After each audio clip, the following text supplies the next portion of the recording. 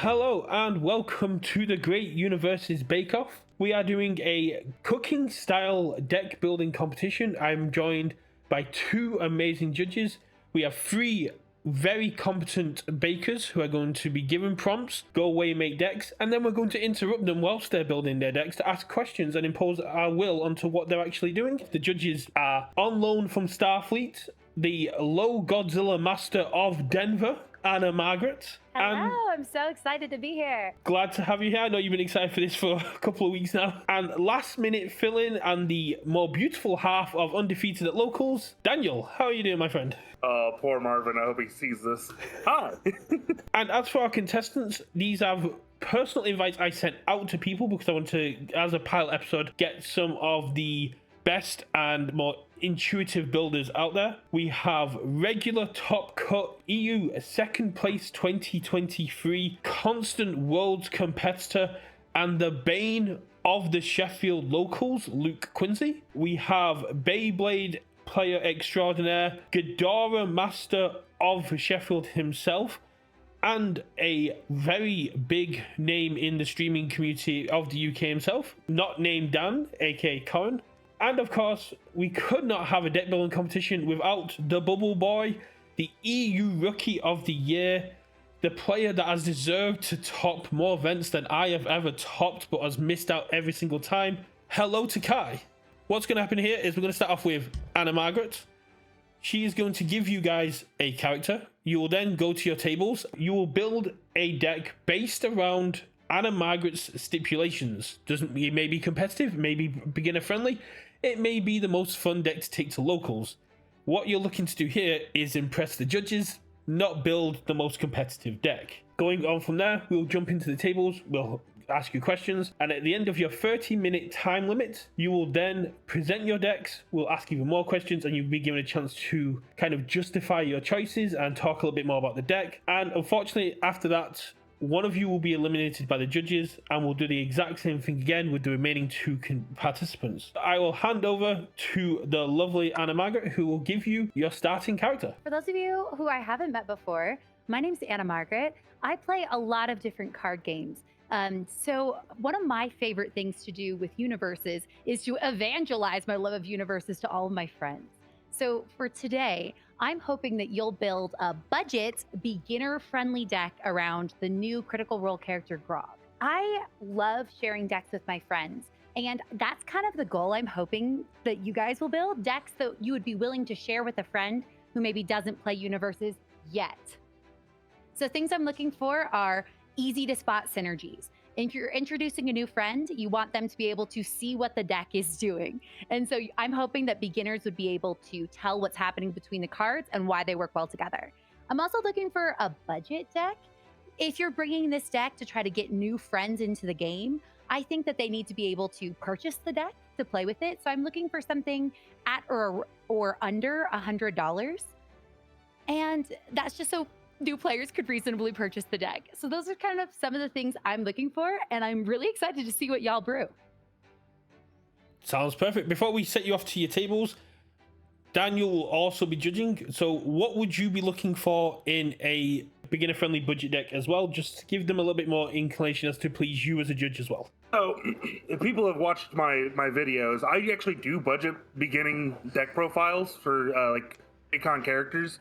And the thing I always look for when I try to make those decks are I still want the speed hate. I still want ways to win the game. Like it can't just be, all right, here's some of these cheapest cards in the game, put them in the deck. No, it has to have a game plan, a defensive option, and everything in between. It still needs to be like an actual deck. It can't just be, oh, I just made this deck off of $50 and just put it in there. But that's where I look at budget decks. Is they need to have these options still available, even if it's the cheaper version of the options. Right, I will let the players get their screen shares up.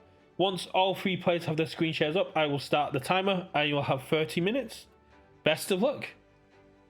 So before we jump in onto the tables, let's talk a little bit about Grog Strongjaw. I personally think this is a great choice for a beginner-friendly deck. That's kind of how I felt too, because I noticed at like locals, I brought a lot of like friends and I felt like it was an intuitive character for them to play. They were like, oh, this fits his character from the show. If he takes an unblocked attack, it's a little bit less damage. And so I'm hopeful that like these decks will come together. So what cards are you looking for that we're going to see these players more go towards for a beginner friendly? I'm curious what you all will think too, but something that I noticed with Grog is that Grog wants to get hits in as well as like take some hits. And so I feel like I'm looking for like obviously a lot of attacks that will go through. I think that there's some foundations that could work in Grog's favor as well. I think that one of the biggest issues with Grog that I've noticed is that like he really needs hits to go through, and there's not a ton of ways to like necessarily boost speed that I've noticed, but if there's anything that could mess with the speed or decrease damage of your opponent's attacks because you want to take them either way, things like that I feel like would be things that'd be cool to see. Fair enough. So what symbol would you be building under? I've seen it built on a few. I guess here, let me pull up I have a little list. In the deck profiles that I've done in the past for the budget decks, I've usually seen Death be really good into making budget builds for, because of things like Falling Heel Strike, a lot of flip effects. You can Falling Heel Strike, we unflip them, stun one. That's a good budget attack to play. You know, with the tune in the world, I could still see like this Grog playing Besiege on Death and stuff like that. Death also has Vash action. That's a good card to play. There's also a lot of good Death actions that came out in the Critical Role set. I know that like both Vax and Percy also, or Vax and Mollymauk also having Death. Like there's a lot of like those specific actions. I guess I just must really like Earth, because I was looking at some of the cards I pulled, and I think I was looking at Earth for Grog, but there's, you know, Grog has some good symbols. I guess it sounds like maybe you could go any of the three ways, because I think like Death and Earth both share things like Weapons Clash, which is a damage reduction card.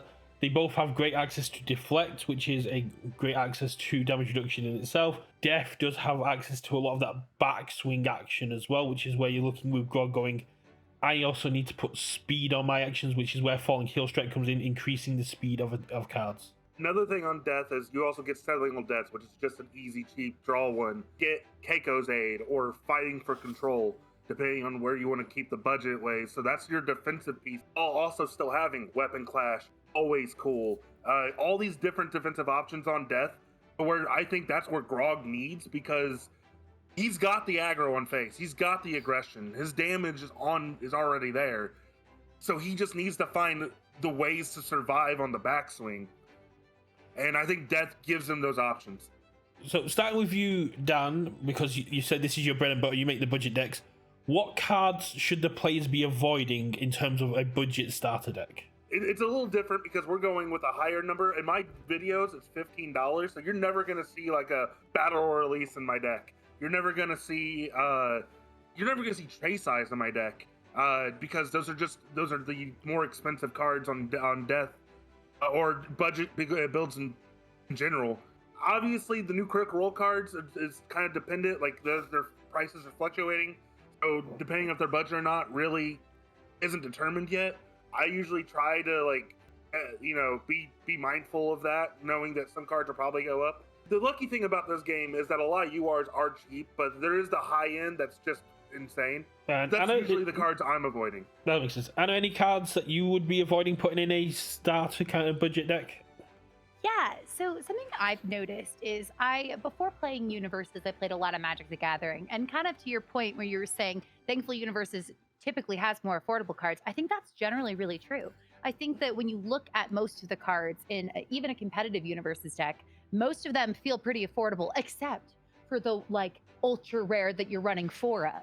And so for me, as I'm looking at these decks, like I think that there are some very powerful cards that might feel like auto includes, where if you run 4 of them, some of those Attack on Titan ultra rare attacks that are extremely good, but if you're running 4 of them, that might already break your $100 budget. And so I think that I want to like particularly look out for those types of cards, where like if you could switch that with something more affordable, would the deck still be able to function for a new player? And then could they reasonably purchase this whole deck outright to learn, play, and hopefully fall in love with the game? So we're avoiding cards like Sweeping Daggers, Attack Titan Haymakers, the cards that have got that $30 plus price tag on them, because that's a 30-year budget just gone. Exactly. Yeah. I know that like when I was looking at maybe building Grok on Earth, there's like I think it's Attack on Titan. Is it like Haymaker or something? There's like those attacks that are like really good, but maybe a little bit pricey, a little bit on the pricey side.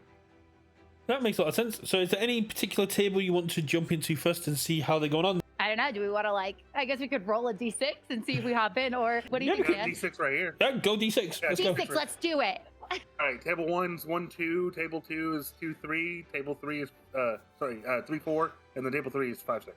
Sounds good. We're gonna go to table 3. Hello, Kai. Hello. Hi. Do you mind if we pop in for a second? No, I don't mind. So, what symbol are you building your deck on? I'm building on Earth. That was what I was thinking, so it's fun to hear that. How do you feel like your build's coming so far? Good.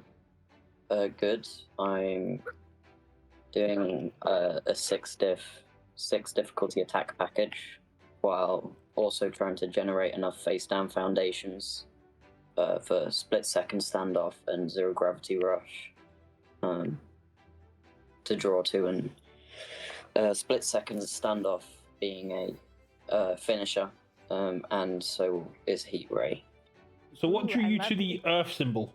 It drew me with the 6 checks, the amount of 6 checks, and the ability to build in number 23 Pro Hero with Titan Cliff.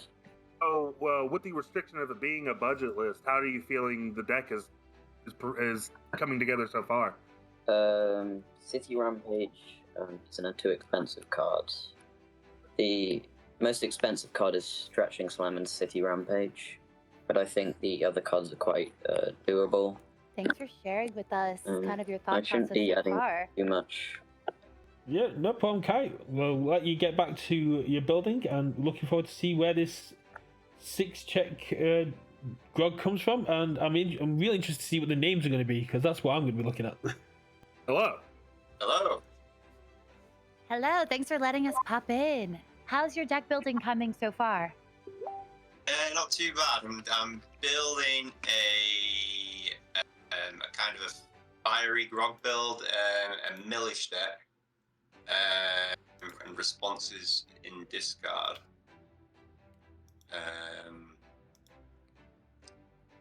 Oh, interesting. So you're building on fire?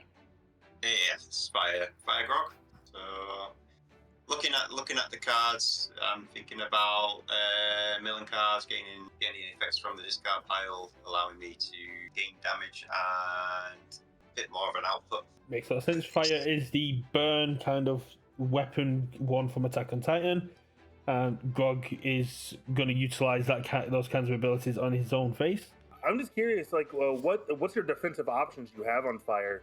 Does he keep in mind for Grog is already aggressive as he is? What's the defense that you're getting on fire opposed to death and earth? I'm playing incubating for -1 speed and responses to effects in the discard. At the moment, I'm looking into. I've got the base set. At the moment, I've got this for battle. If it gets into the discard pile, -1 to the check and incubating, but I'm still looking into a bit more. Looking into a bit more of a kind of throw hate build as well, but it's also easy to kind of get the cards as well. Maintain damage, try and get some counters, rage counters as quick as possible to kind of work with unyielding rage and below of rage as well. Oh yeah, the Bellow of Rage, yeah. Bellow of Rage, yeah. Basically, if the Bellow of Rage is in play, and if I'm milling quite a bit, I've got if I get my unyielding rage into the discard pile quite quickly, I can use my Bellow of Rage to build it into play more efficiently and try and go for the aggression with the throw attacks. Defense at the moment, it's looking lackluster. I'm going to have a look what I can try and find to go with it. How are you feeling with the budget restriction? Have you noticed that play into any of your deck building? Yes, I have actually, because I was thinking about putting Feral Shrink in to get like a plus draw, but that card is not easily obtainable. I know it's rare, but it's when it's discarded and you draw a card, it's not particularly one of the easiest cards to come by. So I've decided not to put it in. But there is a few other options that I've found on Death. I'm with you, and loss of consciousness as well gives it a bit of more of an interesting play to seal a rival's foundation if they go on to an attack. If they've got like a similar foundation that they kind of use it for damage pump or anything that's like a win condition, might be able to stop it in some certain way. Well, there's just under 15 minutes on the clock, so we'll leave you to it, and we'll go check in with Corin. All right. Thank you so much for sharing your thought process with us. Yeah, thank you. Hello, Corin. How's the build coming? You can see I've mostly got the attack lineup done, and everything's a non-foil apart from full cowling impact. Oh, so is that something you were Ooh. considering when you were looking at the budget restriction, kind of keeping the cards more accessible? Yeah, very much looking for that. Picking to commons and uncommons is a lot easier because I don't know off the top of my head the value of these cards. We do have vertical maneuvering equipment, but that's a promo you've got for a while free for entering events, so I know full well locals will just hand that out. So far this is very budget, but I just want to get the full cowling impact in there because it's specifically a block punish, which I think is a lot more fun to go with for Grog than just going for throws. Why'd you choose death over earth or fire? It had a lot of block punish. A lot of block punish? Yeah, so Aura Slam builds a thing on block, Dire Assault makes your rival discard on block, Full Cowling Impact destroys the foundation on block, Blood Transfer gains you a momentum on block, all of that. I can see that's kind of a synergy you're going for. How do you feel like that would work with a new player? Do you think that that would maybe help them understand the process of playing the deck? I think it very clearly states... Because Grog does want to get through, so Yeah. I think that that's like a cool angle. Yeah, and it's a little bit different to just pumping speed or just having abilities that say this will deal damage. I feel it's rather more interactive. It makes the opponent make a choice, but you do still have the vertical maneuvering equipment or speed if you need it. And this I went for specifically because it's plus or minus speed. I wanted something that could be used both defensively and offensively. Yeah, so it's a flexible card in the deck you have so far. Yeah, there are surprisingly few cards now that do that. I'm sad Ice Gliding went. How do you feel about the obtainability of full cowling impact, given that it's no longer a redemptionable promo and it is an older one from League of Villains, which is 2 years old at this point? I'm honestly not sure. I know I personally have about 8 of them and so would be happy to give them away, but I'm not sure if they're widely available otherwise. That is a concern. I'm just curious, like, so your attack lineup is going to be like, hey, I want my stuff to hit, I don't want it to be blocked. What's your defense going to look like? I see you have 4 Defying Fate and the 2 Vertical Maneuvering. Is that all you're going to put in? Or are you going to think about, because like something like Keiko's Aid, you know, is a $5 card or higher, and maybe that's not the most attainable card.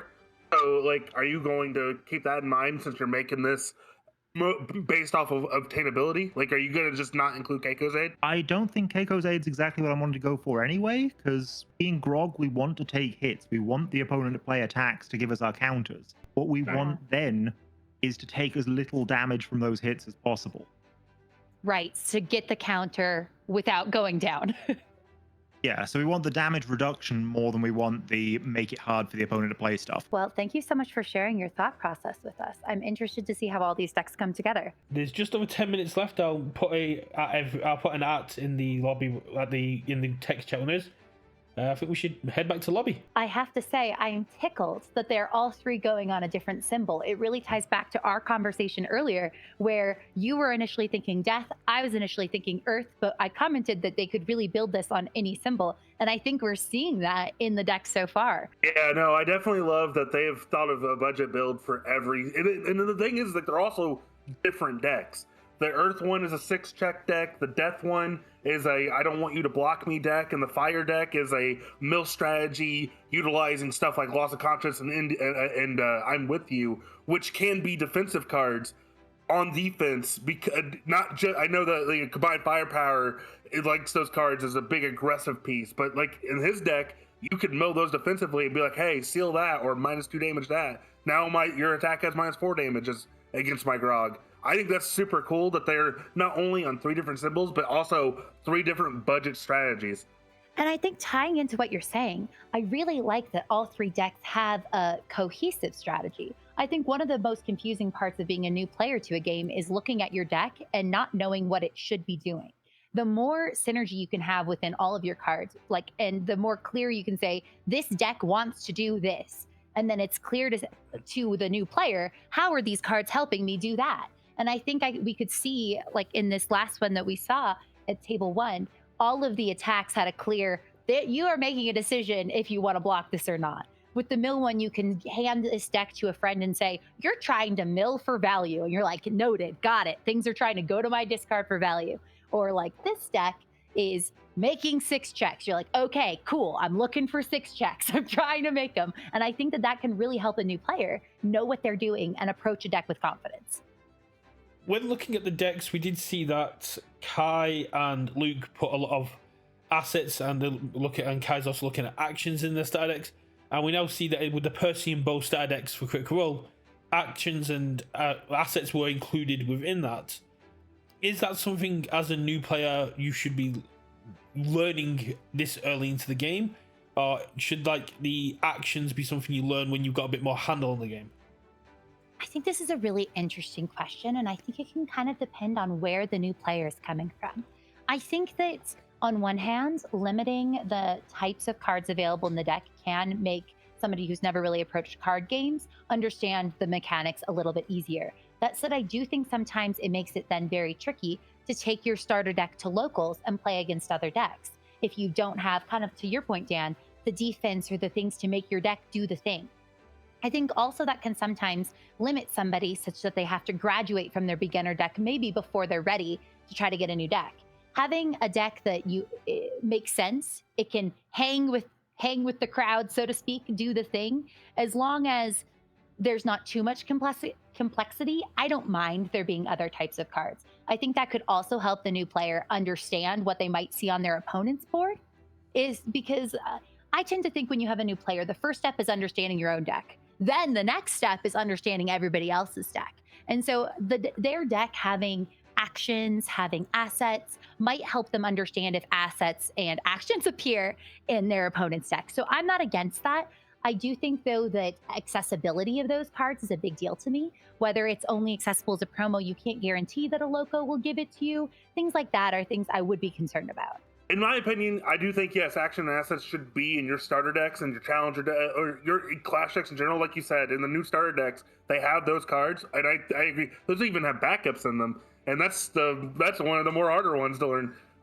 My thing about it is, so like for example, we saw Luke's deck where he was playing 4 Taiyaki, and he's only playing 4 Taiyaki for the Titan Cliff. Here's the thing, though, is the Taiyaki feels weird without that. So it has to be like an asset that's either like synergizing with what the strategy is. So like the Percy deck that just came out, the Clash deck, has the list. That card works with every card in your deck. It doesn't need to synergize with anything. You're it correct. already synergizes with it all. When it comes down, it's obvious to the new player, this will work with my attacks, and you can see what's happening. Oh, see, I thought Taiyaki was. And then the other. I thought Taiyaki was great for the Grog statics because it's a sacrifice -2 damage and draw a card, which plays off that 5-hander aspect and goes, I'm taking less damage, getting my counter and drawing more cards. So the thing I was thinking of is Taiyaki has a whole other ability that we can't use because that's not what our character is. It wants Imajiki, Fat Gum, or Kirishima, but we're not those characters. So now we're playing a card, to a beginner, we're playing a card that has an effect that we can't even use. I think that's an interesting balance, because having one ability synergize really well, is it confusing to have the other ability not as useful? And so I think that it's a fair concern. Yeah, I think if I'm presenting a new player with a deck, I want them to be able to utilize everything that the deck is providing. And I just feel like, something like Taiyaki that has another ability they can't use, I think kind of stifles that, because now they're thinking, well, why don't I just play this character? Well, there's a reason why you're playing this character over this character, even if this card has that ability with that character. I wouldn't be giving Kirishima 3 to a new player, but they can play Taiyaki. I wouldn't be giving Amajiki to a new player, but they can play Taiyaki and its other ability. But we're giving them a card that doesn't do anything in our character outside of one of its abilities. And then that's also Taiyaki, you said, gets -2 damage. The issue with Taiyaki, though, is that it destroys itself. So now you're giving more decision making that the new player has to play, unlike something like the List and Percy, which just stays on the board. Well, I think that's definitely like a fair thing to consider. I also think that something I look for is that you want your hero to feel relevant and like your deck is built around your hero. And one thing that Grog does is the card draw. Like, you're wanting to get rage counters to give you like card draw and like the other flexible things that Grog does. And so I kind of like it when cards reference the hero. It's the same kind of way with Magic the Gathering Commander. I think it's nice and intuitive for a new player to be like, aha, this card does something that's related to my hero. Like, So I think that can be helpful in making the deck feel synergistic. So while I can see both sides here, I definitely think that those are aspects to consider. along those lines then, Anna, are you surprised that we didn't see anyone putting in, even as a 2 of, Grog's Rage? Yes, because there are a few, like, I would like to rage, I think is very good in Grog, and we didn't see it at all. And I think that especially if you have a friend or a new player that's gravitating towards Grog, it might be because they love the IP. And that's a beautiful thing about Universus, is that it has this huge draw from all of its different IPs. So if you have a big Critical Role fan who's playing Grog because they love the character, it might be worth it to throw in some of those Grog-specific cards, like, for that appeal. Something I did notice, though, is that we did see some Grog-specific foundations, and I liked that. I liked seeing the Critical Role foundations, especially the Grog-specific foundations, because if you have somebody who maybe opened Grog in a pre-release pack or by opening a box of Critical Role boosters, they might already have access to those. And so it might be something that they've seen or familiar with or love the character and are drawn in. This is where the budget fear comes in. So I felt this with a little bit with Dan when he was like, I'm trying to make this as obtainable and cheap as possible.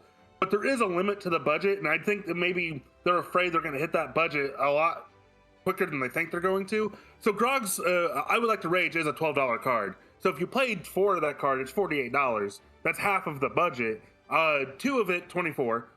When they're looking at their decks, they're not really, because how much time they have, like they're not really looking at the prices. Almost every common and uncommon in this game are 25 cents.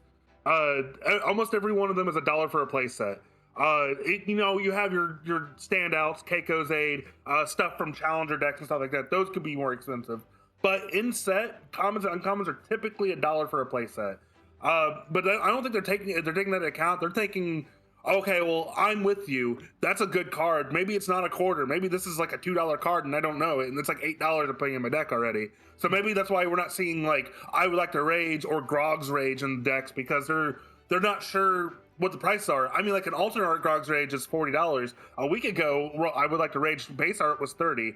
And that's where I was, why I brought up the fluctuating prices at the beginning with role cards.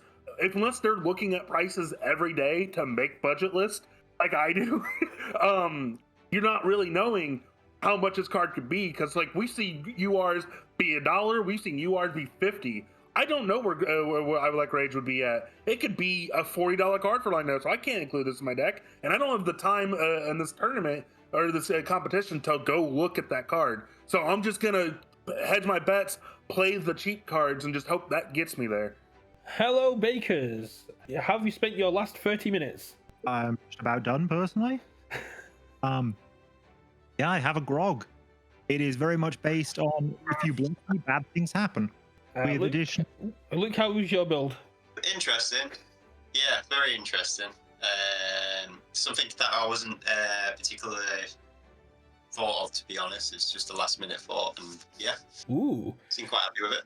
And Kai, I saw that you closed your stream down a little bit earlier. Was that because you didn't expect us to come back, or were you just done? I was done. Oh. So, judges, who would you like to start with? Let's roll an eye. Yes, Oh my gosh, that's what we did to jump in. Let's do it again. Roll a d6 All first, right. Dan. That's gonna be Luke. Okay, Luke, Oh. you're up first. Please show us your deck. So I'll go with fire. Oh. Oh. The concept of the deck is technically mill. And kind of the effect, the kind of the build is to just play a few throws. Obviously, I put 1 Grog's Rage in, Fob Siege, and Pearl Street, and also I'm playing a few destruction abilities. I'm also playing some new cards from the new set as well. So Everlight's Grace. After you take damage from an unblocked attack, which benefits really well with Grog. Mill 2. Add one of the mill cards to my hand. It's just very much just a very mill-based deck. Like, there is some defense in here. There's incubating. I've put some barrier shields in, because barrier shields pretty good. I don't. Also put anger into build 2 to draw one. Also avoiding conflict. Mainly based on it is just to mill, get some counters onto my character if I ever taking damage or dealing damage, but over the time adding enough attacks to my hand to eventually just punish the player. Grog being a 5-hander, how do you feel like having 10 actions in your deck feels? Like being the 5-hander, like, are you afraid of your turn 1 build? I was thinking about that. That's why I put about 50 foundations in compared to the 10 actions. I was going to play a few less foundations, but I like you said, kind of put the ratio to make it so it's 74 to 26 on those ratios. From foundations to actions, is avoiding conflict, which you can always put to the bottom, draw a card. The only real one that I don't really particularly want to see in my hand first is barrier shield, because anger's pretty good. I can mill 2, draw a card. It's ready, and it doesn't count towards progressive. It's all ready for rage to add either Grog's Rage in the discard. I know I'm only playing one because it's kind of a budget, or either adding Unyielding Rage, getting ready to just build out for later on to get more rage counters. And that's practically it. How many total cards are in the deck? Total cards is 79. Okay. Did you consider kind of what was your thought process? I know you said you wanted the ratio between actions and foundations, but thinking of a new deck, that is more cards to acquire.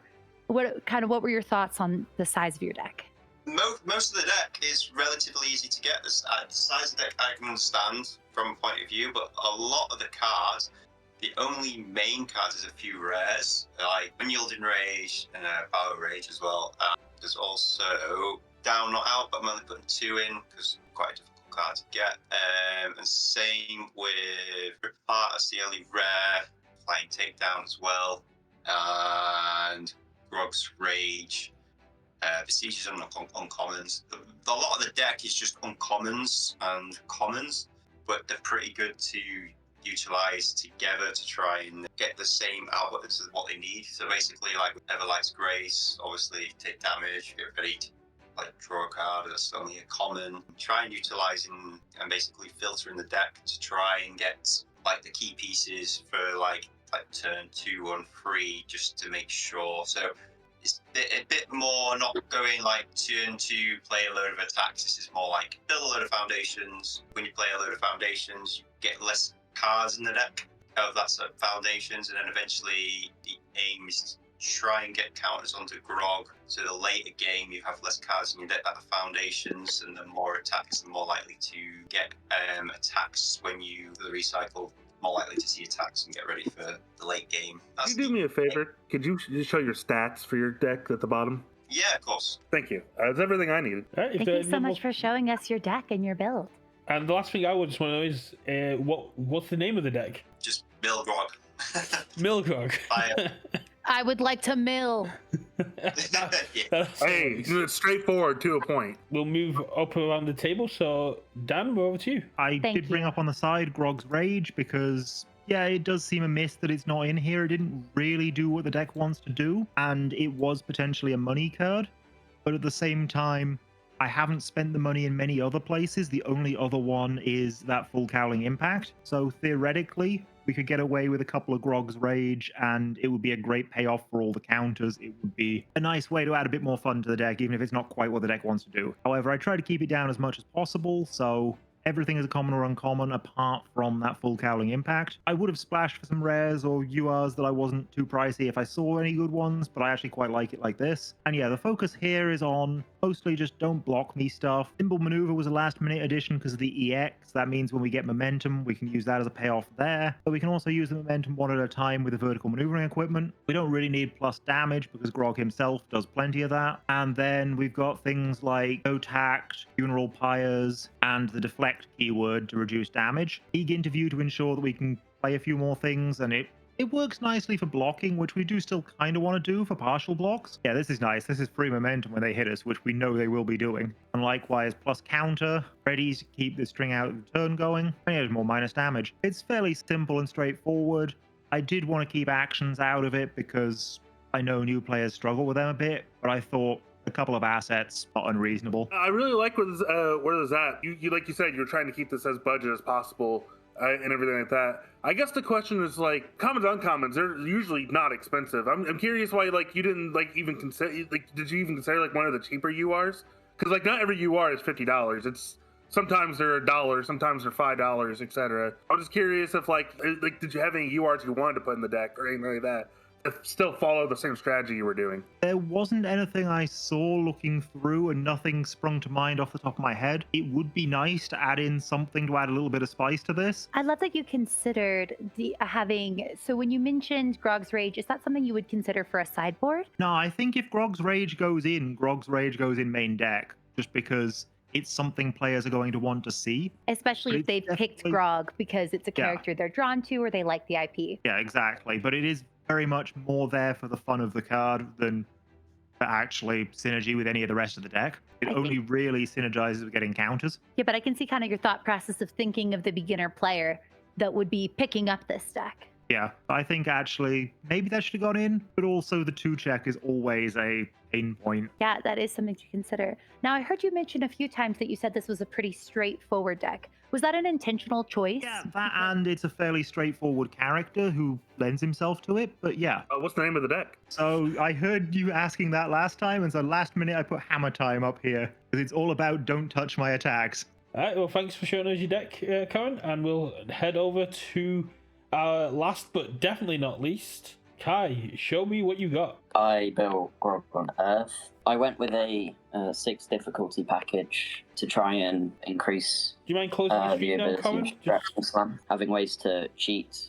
It being a 6 check with City Rampage, Stretching Slam, and Calorie Counter. The deck is trying to generate face downs so we can draw 2 off Zero Gravity Rush and double the speed on Split Second Standoff by making most cards flip, such as Beneath the Armor, Shobagin's Message, Weightless, Fearsome Transformations, and Pull from Danger. As well, to be able to make it easier to pass checks, I added in lots of 6 checks, synergizing with Titan Clef so I can build them in, such as Takoyaki, number 10 Pro Hero, Stoic, Emmet, Moth Monster, number 23 Pro Hero, and Ultra Regen. That's it, really. There's the defense is Stoic, Enmity, Shobagin's Massive, Moth Monster, Dragon's Fortitude, Beneath the Armor, Ultra Regen, Pull from Danger, and Takoyaki, including as well Grog. Because I asked this question to the first deck profiles I'm going to ask of the year. You know, your deck has 7 non-foundation attack cards.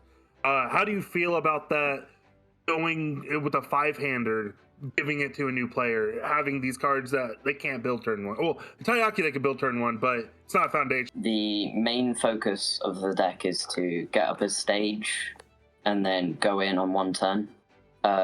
So City Rampage being the only non-attack that they can't play on turn 1 feels better, but still I was considering not adding the City Rampage as well because it's not the most budget card, but it's doable for a new player. Specifically the Shobajin, you're running 3 of that, but it's a unique, right? Yeah. Okay. My thought process was there are 37 foundations in the deck, and many cards such as Beneath the Armor can flip it, as well as it flips itself. If you draw it more than once, you might just have to play around it. And you do have a sub-theme you mentioned of flipping cards, so maybe that's almost intentional that you're trying to flip your cards to generate face downs, Zero Gravity Rush, and Split Second Standoff. As well, Weightless help you string out longer by readying those foundations that you flipped.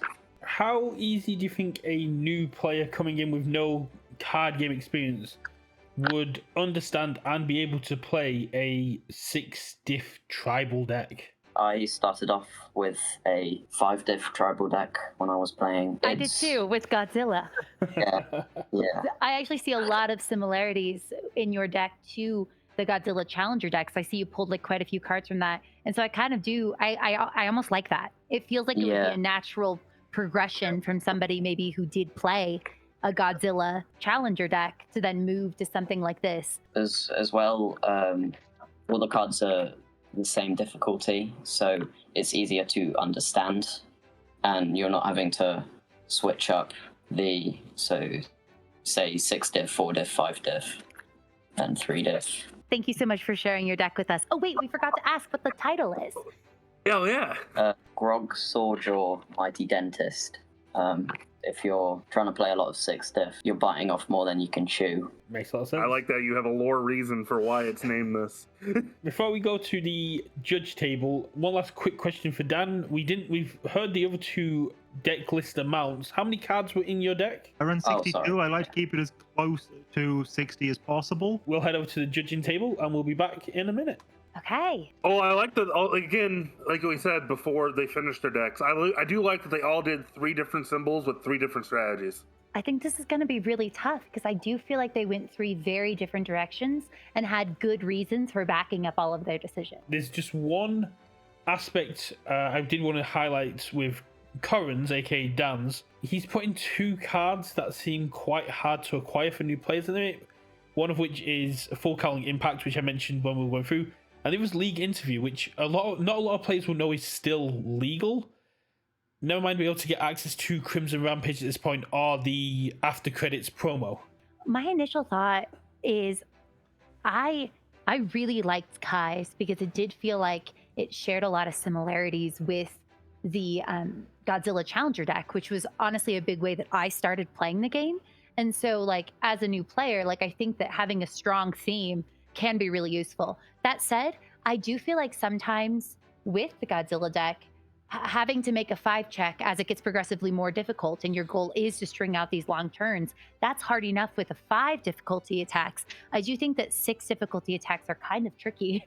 And so I'm conflicted there, but I did really like the concept. Here's the way I look at it is, yes, so Godzilla is a 6-hander, but Grog can draw more cards to become more than It's just true. a 5-hander. On the face. And on top of that, he has attacks that also draw cards. And here's the way I looked at it is, so this idea was we wanted a budget beginner friendly list. Not only did he take the cards from a challenger deck to make a deck, but because he made a budget list, he now has a sub theme to his deck, because a lot of cheaper defensive cards flip themselves. He was like, okay, well, I can use these and use the flip cards to make more out of the deck. He's playing sub-theme. Weightless. He's playing the more starter deck stuff because he's Ochako 4 cards. Because that's one of the starter decks that is still accessible in most game stores. They still have the Ochako and I think the Toga starter decks are still often available. He came in, he was like, hey, I have this game plan that is literally based around you buying this challenger deck and getting these cards. And then because it's budget, I have another theme into it. And I think that's really cool in a really smart way to take advantage of the fact that you're playing with not the best cards. So like he talked about Beneath the Armor. People don't typically play Beneath the Armor. They play Weapon Clash. But he was like, well, Weapon Clash isn't as easily attainable. Beneath the Armor can give -2 damage. And then also I can restand that card because I play Weightless on my deck. Yeah. Or I have split-second standoff. Sorry, keep going. Actually, I was pretty much done. I was just rambling at that point. Go ahead. No, I was going to just kind of feed off of what you were saying. I do really like, we talked about in our initial judges conversation, having a strong theme could help new players know what's going on. And I think you really hit the nail on the head by pointing out not only is there a strong theme, but there's also a strong sub-theme that naturally flows from following the theme of the deck. And kind of speaking of strong theme, I'd love to pivot to talk about the deck we saw where you're trying to get your opponent not to block. I do also really like that theme. I think that for a new player, Grog wants to hit things. That's clear from reading the hero card. and having all of your attacks really tie into that goal of, I want my attacks to hit. I really like that. That said, my one kind of concern with this deck is he even pointed out to us that one of the cards would be tricky to get. And that card did seem pretty relevant to the theme. And so I'm curious what y'all think about that. I have a little bit of a different opinion on this because, it's a little different for like UK players because I know there's, stores and stuff. It's really hard to pick up stuff. I mostly buy my stuff online anyway. And so I look at cards' prices, not how accessible they are. Like, for example, the Deku attack, it's not, you can't redeem that card anymore. But that card's only like $1 or less online. So to me, that's still an accessible card. Unlike Weapon Clash, which is always sold out and it's $7 and stuff like that. So that I can see where he's coming from, where it's like, or you can't get this the traditional ways that it was to get it. But this card is not like, it's not scarce. People have this card. I love that. You just have to I love find those that. people. That's a really great perspective to have. Because if you're a new player who's able to purchase cards on TCG Player or go online to try to order this deck to bring to their game store, having it be more affordable on the secondhand market is something to consider. And I do think that that deck had a really solid theme that would be clear for a new player to pick up and say, I play attacks. And then you can't or shouldn't block them because you get a negative side effect. So I did really like that. So when it came to Dan's deck, I did not have a lot to say. And the reason why is because when I looked at his deck, the way I pictured it was like, man, this could have just been a starter deck. Like, this would be a deck I hand a person to play. He had assets in there that made effective sense. He was like, hey, my stuff's not getting blocked. This card does stuff when I get momentum. Now I have momentum out. All my stuff is super budget. I'm not playing a bunch of expensive cards. And so like I was like looking, I was like, I mean, I can't argue any of this because like this is what a starter deck is. The payoffs were clear. It was clear to see like what you would do with your counters, you would do with the momentum when you got it. And I did feel like the card, one of the things I mentioned in the prompt was that I wanted to see cards that really fit together. If you have a new player that hasn't played a lot before, they can look at all the cards in their deck and see, aha, if I do this, then this will happen. And I really liked that. I feel like maybe this is a good time to kind of pull us to the third deck we saw, which was the mill strategy. And I know something that I think is very interesting is compared to other card games, milling is different in Universus because in many other card games, you lose if you mill yourself out, like Magic the Gathering. If you run out of your deck and you try to draw a card, the game ends. Where in Universus, you can cycle. I thought it was interesting how he considered what would happen to the deck after you cycled. Although I also find that really interesting because typically I would think of a very aggressive character that you're giving a new player to want to be aggressive early, whereas it seemed like his strategy was more like you build your foundations, you bide your time. This is a little bit of a longer strategy. And I'm curious what you think about that because I don't know if I would feel as comfortable handing a deck with that strategy to a brand new player, where the goal is to kind of drag out the game a little bit further. My biggest concern with the deck is that it's 79 cards with 10 actions in the deck. When I want to give a deck to a new player, one, it's 19 attacks, so I want the player to like know the feeling of playing the game, and I just feel like with a 79 card deck with 19 attacks, there's gonna be times where you just don't draw attacks. Now I get the idea of, hey, the idea is I want to build for 2 to 3 turns and then play my attacks afterwards, but because you're 79 cards, and you're not playing like the average ratio to the 79 that you're playing, I don't know if I'm ever going to see those attacks. I'm playing over half the amount of actions that I am attacks. I'm playing 10 actions, 19 attacks, over 50%. I'm playing like half the amount of attacks in my action count lineup.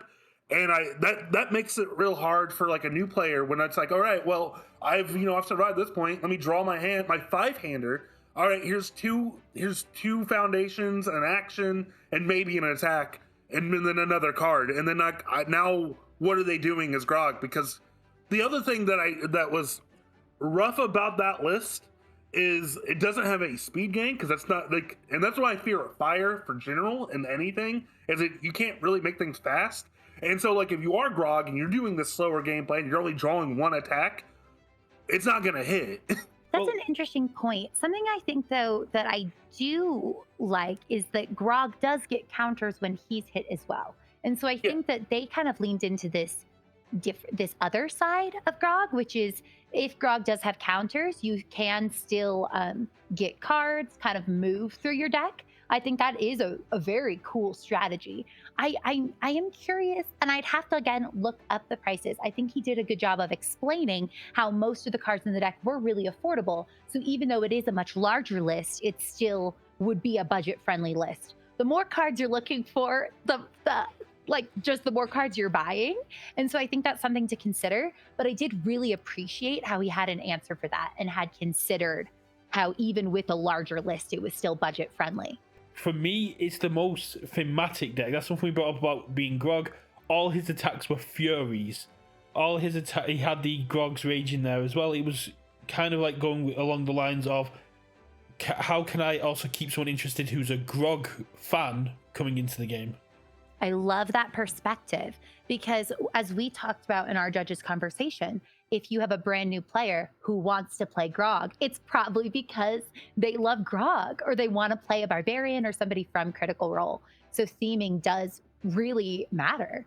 And maybe I think this was one of the more thematic decks we saw in this lineup. Really, I think it's a tough call for us because all three decks took such a different approach. We're not really comparing apples to apples. We're comparing apples to oranges in this because they are so different. I think for me, the Grog list on Death is one that I would like to move forward to the next round, I would say for sure.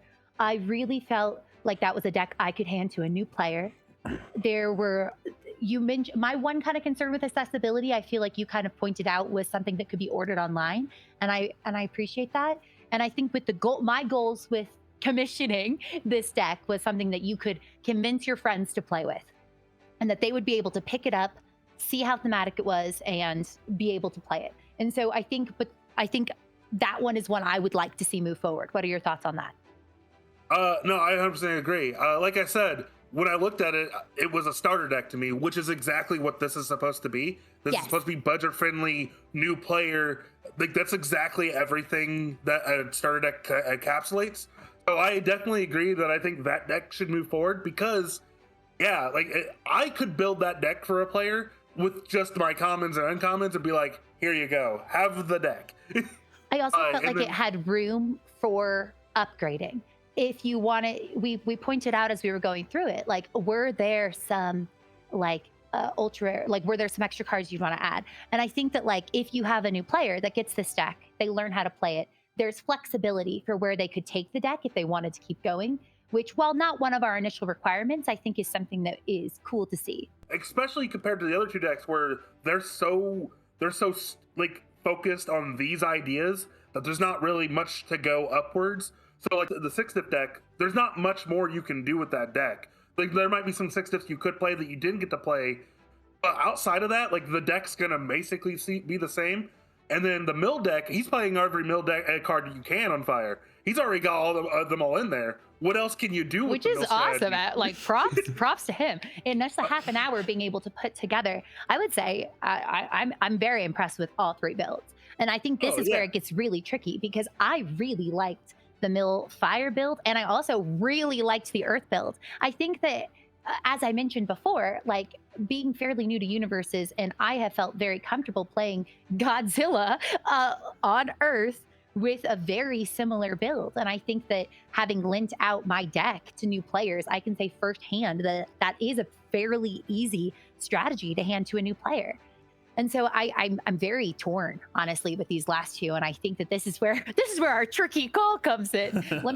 I'd love to hear kind of your thoughts. In my opinion, I think the Earth build was so cool in the idea. So like you said, you had 30 minutes to build these decks. That deck is made of challenger decks, commons, uncommons. He's got the UR, like, he's got URs. He's got like shiny, big, powerful cards, but they're from challenger decks, so you can get those. And then again, the idea of, hey, I had to build a budget deck, so my sub theme is based off of the fact that I have made a budget deck because the stuff's gonna flip themselves. I am now going to take advantage of that. In my opinion, is why I think it should go forward. The mill deck is super cool, and I really like the mill deck. I do have some caveats to it because it's 19 attacks, it's 10 actions, it's 79 card deck. But I still have caveats with the Godzilla, with the Grogzilla deck. Should have named it Grogzilla. Oh my gosh, we should have named all the decks. But I do have, like you said, playing 6 diffs may not. It could be comfortable to like some people, but That is I my do biggest understand concern. playing a 6 diff and checking a 3. Okay, well now I feel like I'm not even playing the game at that point because I am a 5-hander and probably only built 3 at the beginning of the game. And so like if I go turn 2, say rampage, check a 3, play an attack, check a 3. All right, well I've tapped out just to do this, and now I'm gonna pass. Yeah, I think that that is my biggest fear with that deck as well. Is just that 6 is difficult. I mean, 5 is difficult already, and then you bump that to 6. That is kind of tricky. I was specifically some key things that I want to consider as we kind of choose between these 2 decks that we'd like to move forward. I think that we're looking for budgets, beginner friendly decks where it's easy to spot synergies between cards that you could hand to a new player and they could reasonably purchase the cards in the deck. I think that both decks are decks that a new player could reasonably purchase. Whether you start by I think separately, some of the singles from the Godzilla deck are pretty high, but if you started by buying that Godzilla precon, you're already at a lower price point where then you're picking up some of the other singles. If you try to buy all the cards as singles from the Grog Earth deck, I think it would be higher. Whereas if you started maybe with that starter deck, you'd be able to drive that price point down a little bit. I think that both have easy to spot synergies. I think the mill is maybe less intuitive. So that might be one kind of argument there. That said, I think that your turn ends when you fail a check. That is tricky if you're only playing 6 difficulty attacks. It's a tough one. Going back to the mill deck and its synergies. So for the broad deck, yeah, it synergizes with each other. But since we gotta be nitpicky, let's get to the minute. Everlight's Grace is a good card, and so is Father Sin, but they do not synergize well with I'm With You and Avoiding the Conflict. Because those are cards that aren't happening during an attack, you're not getting benefit if you mill those cards. Just to point that out, that's that little nitpicky part of synergy. Yeah, those cards aren't synergizing together, but they're both part of the mill strategy. Now, if you will see, do you think that might be confusing to a new player? Is that kind of the argument you're making? That like there's some false synergies where like a new player might get tripped up by the fact that that doesn't work? So I don't know if they'll get tripped up, but more of like the feel bad moment of I play Father Sin and I mill 2 I'm With You that do nothing because it's a form or a block. So like they're not gonna. So like I'm With You reduces the damage of their attack when you mill, or it gives your attack damage. But when I play Father Sin as a card, which as a form or a block, I'm not gonna get this. If I mill I'm With You, it's doing nothing on my deck, and that's the strategy of the deck. Is I want to mill stuff to do things with the cards I mill. But now I have cards that mill that aren't gonna do stuff with the stuff that gets milled. That's where I'm at. Is like it's gonna feel bad when you do these things. Now, does that equal feeling bad to playing a 6 and checking a 3? Maybe not. But I will give this. The other deck is playing say Rampage, which is gonna help you make your checks better, and it's playing Weightless. So if you do have to commit things, Weightless can restand them. It sounds to me like you're leaning towards the Earth builds, Kai's Earth build moving forward. I will say I'm very conflicted, but I can see both, and I'm okay if we want to go with that one. I think my reasoning, I think both the mill and the 6 diff have their flaws and their strengths, but I do really like the flipping sub theme. I think that is interesting, and I'm okay going with that one. I think we have our decision. Hello, Bakers. It was a very tough choice. There was a lot of stuff that went on in the conversation, and all 3 decks have got their merits. But we have a decision, and the person that'll be moving forward to take these amazing promos that were given to us by Patriot Games, the best store in the UK, the best TOs in the UK, and constant supporters of the Universus community. I'll hand over to Anna, and they will tell you who is moving forward. I just want to start off by saying that you all gave us an incredibly difficult decision.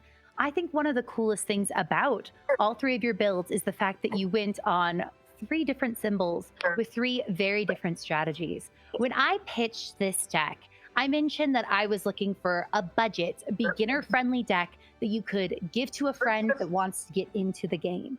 We were specifically looking for easy to spot synergies, accessibility of cards, and a deck that you could lend a friend to try to get them into one of your favorite hobbies. And so we have selected 2 decks to move on to the next round, and we're going to be going with our Earth build and our Death build. We are so impressed with all of you. And I do want to point out that we're blown away by the specific theming between your 3 decks. And what drew us to ultimately pick these 2 to move forward is we were really impressed with, on our Death build, the theming of trying to get your opponent to not want to block. And it felt like that tied in really well to what the hero was trying to do, which is deal damage, and get your attacks through. And we also felt like you had a great defensive options within the deck. Our rationale for why we ultimately went with our Earth 6 diff typal build was, while you had a great initial theme, we also loved the sub-theme.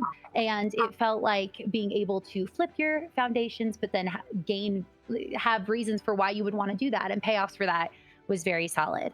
And so, amazing work, all 3 of you. We were absolutely blown away. And you could probably tell by how long we were chatting. It was a tough call.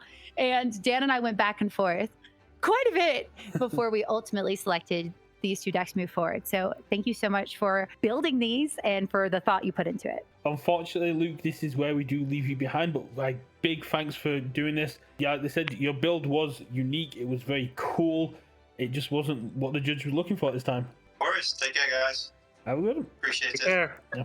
Moving on to the final, we're ditching the character theme, and Daniel has been given free reign to pick any card in standard he wants for you guys to build around. So you're going to have a lot more access, you're going to have a lot more freedom, but you still have the same amount of time to build your decks. So over to Daniel. So if you guys know who I am, or if you don't, I am very much a person who likes to play not the biggest, like the meta decks. I like to try out different things.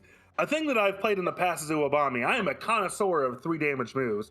And my favorite 3 damage move is what I'm going to have you guys build around today. And that card is Tasty Riff. The thing I'm looking for is, I don't want just a 0-2, here's a Tasty Riff list. I want to see a unique competitive list who utilizes Tasty Rift. At least have like a part of it feel like, okay, this is why Tasty Rift's in the deck. And that's where I'm currently at with that. Anna, what do you look for in a Tasty Rift deck? I think that if a deck's going to be built around a card, I see this in other card games too, then that card needs to in some way be integral to the deck. Like, it can't be something that like you would cut for a better card.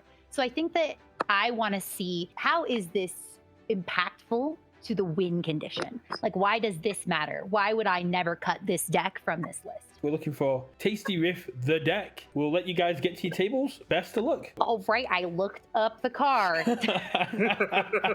My favorite card in the game. I build stuff with Tasty Riff all the time. I currently have 2 lists I am currently testing that both play Tasty Riff. It is an Uobami list, which the idea is it's an ally package with Hunter's Ally. Because Tasty Riff is also an ally, like getting the 3 counters and floating demon plants to keep bringing back demon plants to make everything not count towards progressive. My other list is Sung Jin Woo, just because like Sung Jin Woo is a character that needs to see like a lot of cards in hand because he reduces his hand size to do his ability, and so I play Tasty Riff with him because if it hits, it does give him more options. Also, once you have a counter, Tasty Riff can add back his 1 diff item menu. The thing I look at when I look at Tasty Riff decks is, I'm not just playing Tasty Riff. It's a kind of a package. Sulfur Rendition says if you have 2 of them on the board, you get a counter. Just alone, playing that card can get you 1 counter to 1 diff with Tasty Riff. Also, Sulfur Rendition is also like a Keiko's Aid Light, but it's also just a good card to play. And then I also play Geo Base in all my decks, because once you have a counter, Tasty Riff can build in Geo's Base. Geo's Base uses momentum to get you more counters, so your next Tasty Riffs do more. But on top of that, Geo's Base also says if your attack has more speed than damage, you can get rid of 2 counters to give something 1 speed and 3 damage. So it's also a utilization of those counters, and it's something that, like, when you see 0-2, 0-2's idea is go to 25, play her Game Ender, and win the game because you're at 25 counters. But Jiro's base is the other half where it's like, hey, I'm using my counters to aggress you. So that's what I look at when I make a Taster deck. Is I like to see the cards in the package that also get me applause counters, not just Tasty Riff. Now, it does say specifically any one type of counter.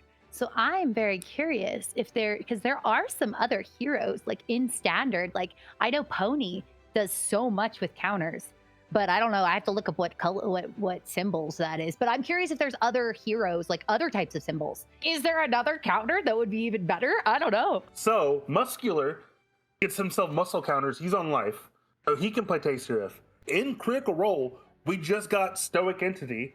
And the other thing, which is a fire, gives any of your characters rage counters. Oh, you're right. I Would Like to Rage also gives you rage counters. I Would Like to Rage doesn't match symbols, so you can't use that anyway. If you could find a character that's both life and fire, or water and fire, or good and fire, you could play Stoic Entity, get a counter, play Taste Riff, start building 1 diffs.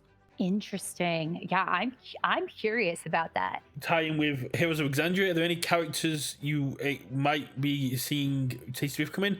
And you have also got the pamphlet characters for the Traveler that Jester brought in last year. That's a good point. Yeah. That's a good point. And Jester is on life, I believe.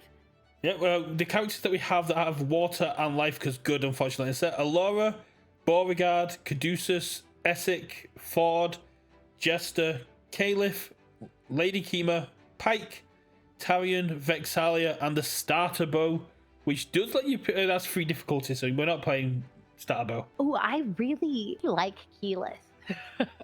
I like her as a character. I feel like she does some really cool things. I'm not sure how she would.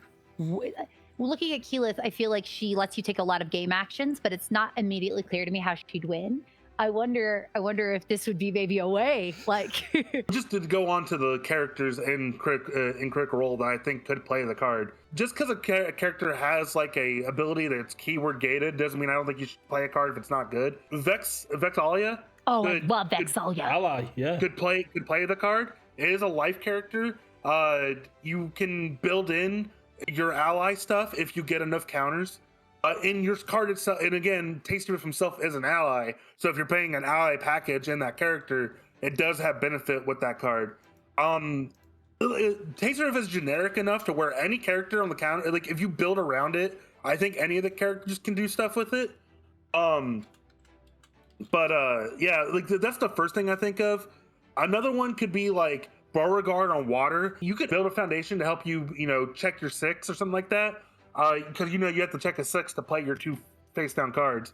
So you can be like, all right, here's a 0. Now I'll do my Beauregard ability, and I'll commit that card I just played because that card was just a free commit for my Tasty Riff. But that's a couple of the ones I'm looking at when I think of Critical Role characters. I'm a Hero 2. Does that detract away from Tasty Riff and make I'm a Hero 2 win condition deck, or is that still in the Tasty Riff sort of? I was afraid that if I said Tasty Riff, they were like, all right, we're both just gonna build Hero 2. Part of this is like I want to see creativeness out of it because that's where I go with the decks I build.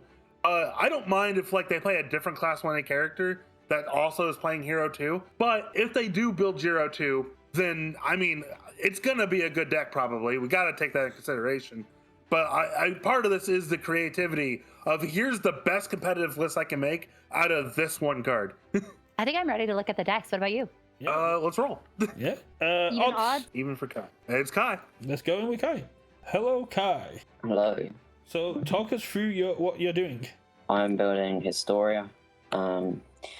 Historia gains a lot of counters, and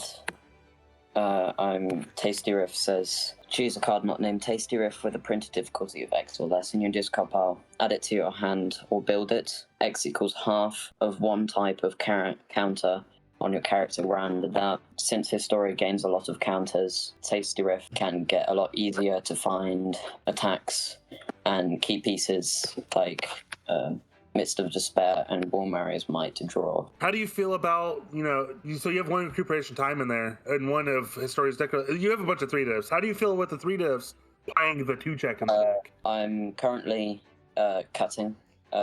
This isn't final. I'm just, I pick a lot of foundations and then start to cut them it's the process that I build. Okay. I don't want to run a lot of 3 divs because it's not good to draw on them turn 2. I think the 3 diffs have to have a lot of value to be able to be played. So I'm trying to decide on which one of these I think has the most value. Fair enough. I was just kind of peeking through as you were scrolling. I like the kind of card draw theme here. Like after you draw one or more cards, it changes your attack. I personally love card draw. It must be my background in Magic the Gathering. But I was just kind of peeking at what your foundations. Are you leaning into that at all? I'm leaning more into gain health and building because Historia has a lot of... Historia, the more she builds, the more she gains, the more she draws, the more she puts damage onto stuff. And so it all kind of synergizes together as well with Don't Do This. War Marrier's Might can draw a lot of cards. So if you have a lot of wall counters on a character, you can draw a lot of cards with War Marrier's Might. And if you want to get those cards out of your hand, you can use Don't Do This to cycle them out and give your attacks stun 1, which makes it easier to get through the more control characters. Ooh, yeah. I'm excited to see where this build goes. Have you started thinking of a name as well? Yeah, I put Man, These Bricks Are Tasty. Tasty for Tasty Riff and War Counters, because you want to get a lot of them. Makes a lot of sense. Right, we'll leave you to your build, and we'll go see what Corin's up to. Hello, Corin. Hello. So, talk us through what you're up to. The idea here is that we're playing Todoroki 3, who is the one who stacks additional copies of himself and then discards them, commit and freeze the rival's foundations. The idea being that we get up to 5 counters, using our momentum from either Dual Needle Lunge or Unsettling Eating Habits, feed Jiro's base to get 2 of them, and hitting with one of these Tasty Riffs to get the other 3. And then once we're there, we can use Tasty Riff to build in Todoroki himself, to then freeze the opponent over and over. And if we lock them down on their turn, that means every foundation is committed for twice as long. In addition to that, though, we needed some stuff to build with the first one, so we got Demonic Teamwork here for +1 speed. Or if that's not enough, Quest Board, and removes and commits a foundation to build in Spiraling Fetch, who then in turn gives +2 speed, and removes the top card of your rival's deck. I love kind of this feels like a unique direction. You're taking kind of this challenge, like leaning off Tasty Riff. And so do you feel like this process has been tricky building around a card versus a hero? Did you have trouble picking the hero you wanted? I knew right away I wanted a stack of character that I could use this with, which limited me to, I think, 5 different ones. And Todoroki just seemed like the most fun. Why Todoroki over like Kurama? Kurama's limited to once per turn. You can't use, with this, you can build in 3 Todorokis in a turn and then use all of them that turn. With Kurama, you get 1. I love hearing your thought process. You kind of leaned into the theme. Is there anything else you're kind of looking for as you're looking for cards? I guess I want some sort of payoff for this, because I need damage on top of it. And we got things like Dual Needle Lunge, but that's going to cost us health to recur. I did put in specifically Kenny's Surprise Attack to recur our momentum so that we can get the Tasty Riff back. I love it. I love that. Because, we can't just play Tasty Riff 4 times and be done, can we? No, you got to play that card 85 times. Yeah. I like that thought process. Have you figured out a game ender yet? Like an actual, this is the attack I want to end on? Because Todoroki, is committing and freezing all their stuff. What's the thing we're leading up to with that? I'm not there yet. All right. Well, we better leave you to think about it. How are you feeling so far looking at these 2 lists? Do you feel like they're executing your challenge? Oh, 100%. The thing I love about Dan is he's like, I want to figure out more ways to play Tasty Riff outside of the 4. I have to say, I really liked that too, especially because we're building around a specific card rather than a hero, because there's the limit of 4 of in the deck. Trying to consider, if I'm building my deck around this card, how do I ensure that I have access to it even after I've played it, is a really cool design decision. I was going to say, I do like Kai's immediate build of how can I just pump my counters into the sun? And I did see, Daniel, the moment you saw his Historia's hands got rubbing, going, this is a tasty build. No, I love it. Because, so the idea, you're kind of going different ways. Dan's like, okay, how am I utilizing Tasty Riff as many times as I can? And then Kai's like, how am I utilizing it the one time I see it? I only need to see it once, and we're going to go from there. Historia being like, hey, after my turn 1 build, I have 4 counters. All right, well, now Tasty Riff's just building 2s. It's building Keiko's Aid. It's building a Moral Shapeshifter. And then, the idea of, all right, once I get to a crazy amount of counters, I'm going to start adding back Walmaria's Might to draw more cards. here's Tasty Riff, draw Wall Maria. You let Tasty Riff hit, I'm gonna draw 3, discard back down to hand size, play Wall Maria, draw more cards. I just hit my computer doing that. I thought it was like, oh, that's super cool. Okay, I just want to pause for a second. I kind of love that this is inspired by a cooking show and you chose the card Tasty Riff. I'm just like, I've been cackling to myself. As a newer player that came in around the Godzilla time, you won't be too familiar with what character stacking is? I literally was Googling it. So I know, because like lots of the newer, if somebody watching this is newer to Universus, you might have noticed they've stopped having characters have these check values as well as costs. And so you aren't going to be putting those characters in your deck as you might have at a with these previous characters. And so that's kind of a different strategy than many new players might see. Togefor is built around having other characters in your deck and gaining abilities off them. I was literally about to just bring that up. I was like, it's funny because right before they stopped doing the printed check and difficulty on characters, we had just made a character that was made to copy characters that were supposed to be in your deck. And I just thought that was hilarious that they did that, and then they were like, all right, now we're going to take that away. My concern right now with Water and what Dan is currently doing is I wonder what his game ender is going to be. Because right now, I'm unsure. He is playing a Class A character. He could I'm a hero too, if he wanted to. But like, I do like the idea of him playing Jiro's base. That's something that I isn't doing. He's playing Jiro's base to use his momentum to get more counters. And I'm not even sure if he's really thinking about that part yet, about how Jiro's base can also just make all of his attacks really strong. Yeah. And so that's where I'm currently at with that. And then the other thing about it is how many Jiro's base is going to play, because it is a unique card. And so like, if you're going to play 4 of a unique card just so you can make sure you see it, but then you're also playing 3 of a character in your deck. So again, we're back to the what's the turn 1 build look like. The same with Astoria though. The thing what I was seeing with this Astoria deck is he was playing a lot of 3s and 4s of cards, and Astoria doesn't want to see 3s and 4s. No, she wants to have differently named. Yeah. So if he's going to be playing all these good cards, it's like, all right, these are all the good cards on life. Well, yeah, but then also that doesn't really work with Astoria, because Astoria wants to see more other cards, like, wants you to play more cards that aren't just the same cards. I'm wondering how he's gonna handle that, because like my fear of the Astoria deck is he's gonna have the really strong turn 1 where he's gonna get 4 counters, and then the other and then not be able to get a lot of counters afterwards. And on top of that, AC Rift thing is it looks for counters, but when it deals damage, it only gives you applause. It does not give you the counter that you want. So, and then the Astoria only cares about wall counters. So if you're not going to have a Jiro's base or anything like that, well, now you're just building applause counters for nothing. And you also want to use your wall counters on Astoria to draw cards. So if you're not gaining enough during the game, then you're going to like peter out how many counters you have. And now Tasty Riff isn't doing much of anything, showing you a 0. One of the points that you made for things you were looking for is that it could be a competitive deck. I'm curious how you feel. Like, I think we've definitely touched on how both these decks are unique in the way they've approached the design part. How do we feel about how competitive they are?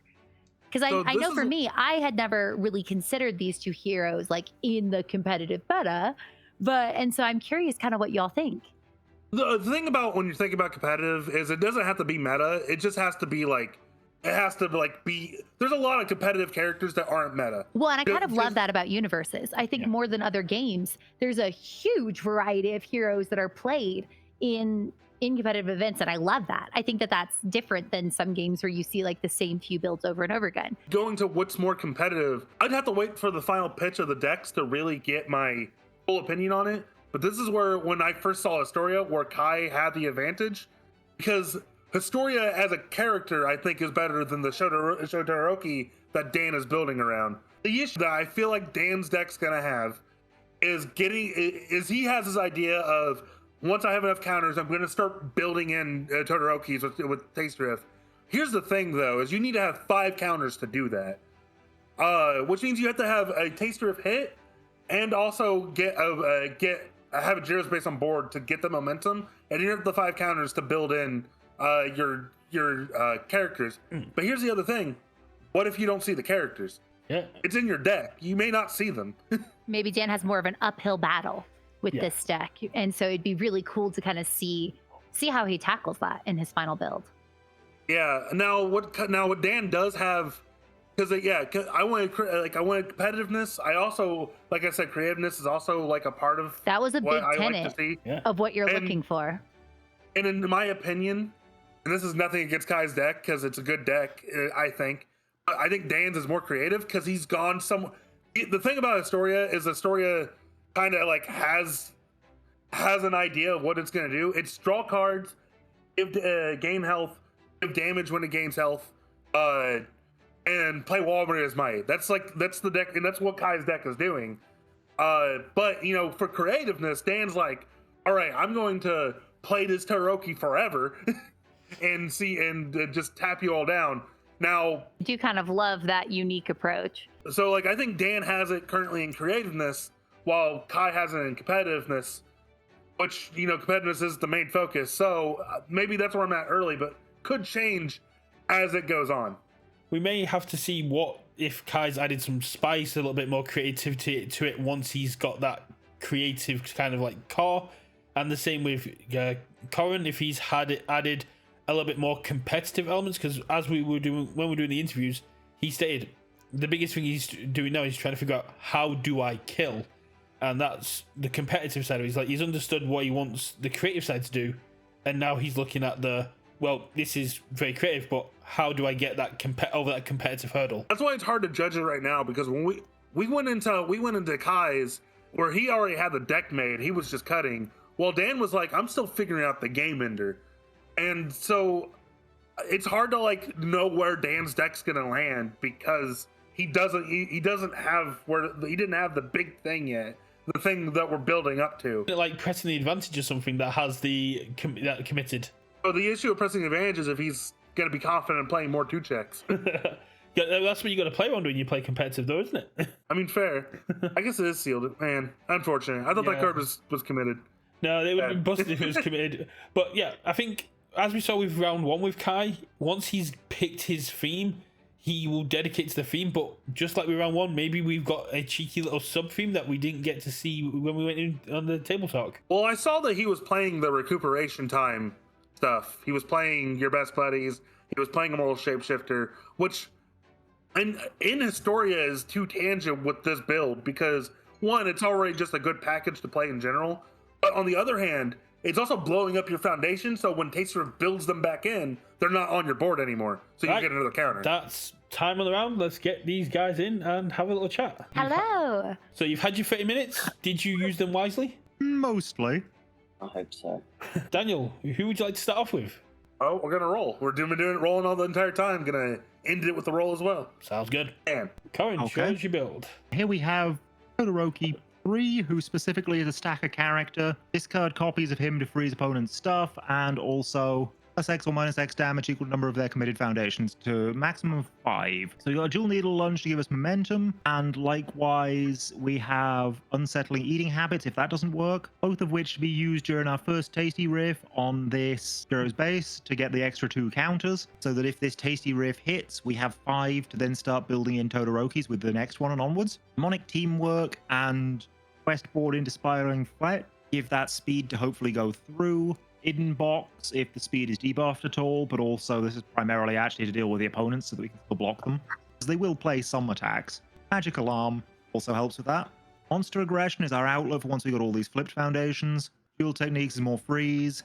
Fast Friendship, more minus speed so that we can keep on top of blocking. Refreshing Slice does its ready and commit them out, because, well, more ways to commit them on their turn is always good. And so on and so forth. The actual attack lineup is we got Ice Sword Execution, mostly for the damage, actually. The committing foundations is just extra bonus. And then Kenny's Surprise Attack picks us up back any of our attacks from our momentum. So the Dual Needle Lunge, the Ice Sword Execution if we used that a previous turn, or primarily the Tasty Riff, so we can keep looping that, get more Todorokis. And yeah, I think that's the basis of this. I see that you're playing all out 5 discs, and so that's why you play Monster Aggression, which I understand. How do you feel like playing all those 5 discs with Taster of being a 2-check? I don't like the 2-check, but I feel like I've got to pretend the 2-check doesn't exist for this deck to work. I love that mindset. It can't hurt you if it's not there. Yeah, that's my usual way of playing 2-checks. When we left off chatting with you, you were trying to find a way to close the game or kind of really feel like you found your win condition. You sort of talked us through when you were giving your overview, but do you feel like you were able to really find that? I think between the +5 damage from itself and the +5 from character, I Sword Execution hitting for 15 is going to do a hell of a lot. And we do still have all that plus speed from Demonic Teamwork, which actually, no, I don't think that goes on this. But we do have the plus speed from Spiraling Fletch, so we can make it a bit better. And again, we're committing them out, so they're not going to have much to block with. I think that's a reasonable finisher. What's the name of the deck, though? Because I can't see anything on here. I did not think of one. You're too busy trying to decide the Think of last one week. right now. Oops, too many Todorakis. It could just be too many Todorokis. Kai, we're over to you. I built Historia, and the main focus of the deck is getting wall counters to then spend to draw, and then use Tasty Riff to pick up other attacks like Midst of Despair, Warmare's Might, and Tetra Terror. Tetra Terror being able to pick up Tasty Riff if it deals damage. Readied Shot being able to pick up Dark Tournament Looms, which draws as a card and gives our attacker damage, and allows us to pick up attacks if they've dealt damage. So if Tasty Riff has dealt damage, we can pick up a Tasty Riff from Momentum with Dark Tournament Looms and just be able to loop it every turn if it deals damage, which can be helped with vertical maneuvering equipment, making it an 8 speed and potentially changing the zone. And not a lot of people want to block a 8 speed, probably low for 3 damage. And if they do, it will leave them quite open to other attacks and finishers, such as Midst of Despair, Canister Creation Strike, and Warmare's Might. Ready Shot can also pick up Potato, which we can build down and stop stuff like Broken Psyche and other damage reduction, which does quite well into the Grog matchup. To Referee Juries, don't do this. It can also pick up, which we can use to cycle all the access cards in our hands that we don't need, that we drew from Warmare's Might, to stun 1 and tap their board out. Best Buddies, Refresh Bite, and Immortal Shapeshifter. It hit a gainer's health and just makes us, once we get set up, much more harder to kill. Cards like Immortal Shapeshifter, Brief Respite, and Best Buddies to gain health, which we can respond with recuperation time to give our attacks damage, making everything hit for a lot. A lot of the deck is mostly just defense, and a lot of different copies of cards that we can use Canister Creation Strike to build in, Tetra Terror to pick up and build, Readied Shot to pick up and build, and Cabin Hideouts in the deck to, once you have a lot of cards in your hand, you can tap it to build a card from your hand, face down. And since it's face down, it counts as a new foundation for Historia to respond with, which gives us a counter and we gain life, which can activate Midst of Despair. One of the stipulations was that this would be a competitive deck, and I did notice it has a sideboard. The sideboard is Potato, better in the Grog matchups and decks that are running damage reduction, such as Referee Jury, Item Box for the decks that want to create a massive attack, Airy just for extra defense, Tattered Costume is in for more action hate and stuff like Referee Jury and Genkai's Guidance, and Incredible Display is here for more defense and to block with and to cancel responses such as Genkai's Guidance. How'd you feel about like stuff like Sulfur Rendition, which gives you applause counter? I guess like for your deck, maybe it doesn't matter because you're starting with 4 counters probably as your character. We're trying to build up more wall counters than applause counters, since we have nothing to do with applause counters, and will mostly be instead of getting applause counters, we'll be getting more wall counters. So we'll just focus on the wall counters instead of focusing on applause counters and wall counters, and it just makes it much easier to pick up other stuff. Something that I think is really interesting, and I liked how you kind of described this. You were trying to, because you run multiples of many different foundations, it sounds like you've tried to build in ways with either Canister Creation Strike, where you remove a foundation to build in a different one, or kind of trigger this do you feel like you're going to be able to consistently get wall counters throughout the throughout the whole game? I think Desperate Please also helps a lot when being able to building cards and getting wall counters. What also is good is we can use stuff like Brief Respite, Best Buddies, and Immortal Shapeshifter to destroy the cards we already have in stage, just build them from our hands, so we can just keep cycling them. Okay, and especially with the one diffs, we can use Readied Shot to just pick them back up and keep just cycling them for our deck and getting wall counters. Why'd you end up on Shameless Haggler? So like you're not playing Rejuvenating Smash, so you're not getting momentum off of this with that kind of interaction. Why that over like here's about quirks? So draw a card if they use their ability. Shameless Haggler is here for another. It's like to tempt the rival. It gives a lot of value onto our attacks. So it says gain 2 life and draw and discard. So it essentially gives us a damage and gain 2 health. And what we can do with the 2 health, it triggers Midst of Despair to give 3 speed as well. If they do decide to draw a card and gain 2 health, I draw a card and gain 2 health. And it gives me, it gives me another damage onto my attack. And if I have a recuperation time on board, I get more damage from both of those. And what's the name of the deck, Kai? Man, these bricks are tasty. So stay the same. Oh yeah, mostly- I remember that. Yeah. Yeah, because of tasty riff, and you're getting wall counters. Thank you for your builds, and both are absolutely amazing. They're going to give the judges a lot to think on, because you once again went in 2 completely different directions, but hit pretty much everything the judge asked for. Thank you so much for sharing them with us. Okay, well, Yeah, we're going to go thank you. chit chat. I'd love to hear your first thoughts since this was your prompt. Maybe you already had it in there. Maybe I missed it. The Dark Tournament looms to loop back to Taste Drift, which means he I also has a way love to loop back. that. I was going to comment on that too. I use that card to pull back my attacks in one of my decks, and I really like that because that was something I was really drawn to in the other deck was the ability to get back Tasty Rift. And so I agree. That was actually my comment. You stole it from my brain. I really like that. I was like, man, Dan can recycle Taste Drift, which is really cool. But then we went to Kai, and he can also do it, and he can add it back through 2 different means: Tasty Riff itself, and he's also playing the Sasha card, Readied Shot, to add back 1 diff, so he can add back Dark Tournament Looms to add back Tasty Riff. I was like, oh, this is fantastic. How many 0 diffs was Dan actually running? Because I think he had the 4 My teamwork. and the quest board, as opposed to like Kai, who's running 8 0 diff foundations. A lot of your questions are around playing around that 2 check, and I think running a lot of 0 diffs, especially as Dan being a 7-hander who needs to get that early defensive build out, maybe. So a thing that I feel like Dan missed was Syndicate Target. He's not playing Syndicate Target in his list. That's a 0 diff 6 check, the great low block, and he didn't put it in the deck. Honestly, it's kind of weird because their zero ratios are flipped in my head, where I think Dan should have been playing more 0 diff foundations, while Kai could have got past with just 4 or just his play set of 1, because he's not going to be building zeros the entire game. He's already at 4 counters by the time he's doing anything. That's an interesting point.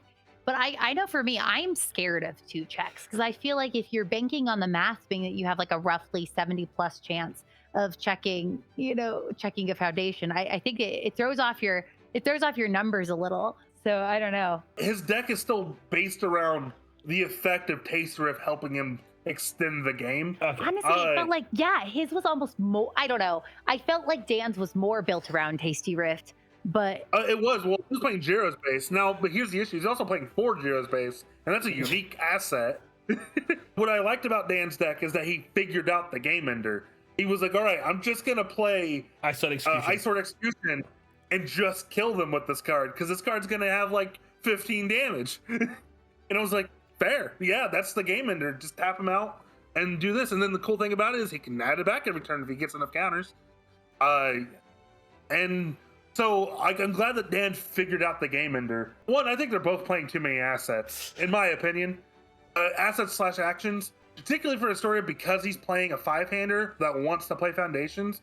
Playing 8 non-foundations in your deck, that's not it feels scary, in my opinion. Dan's side, he's playing like 4 backups, 4 quest board, 4 Gyros base, and I was like, okay, well that's, like, I don't know if that's the way to go either. Dueling Lunge also to me is a little scary in a 7-hander with such low health already, especially if he's trying to do it multiple times. The way he was explaining to me, it made me think that like Dueling Lunge is his access to momentum quickly. That is 3 health off your 7-hander.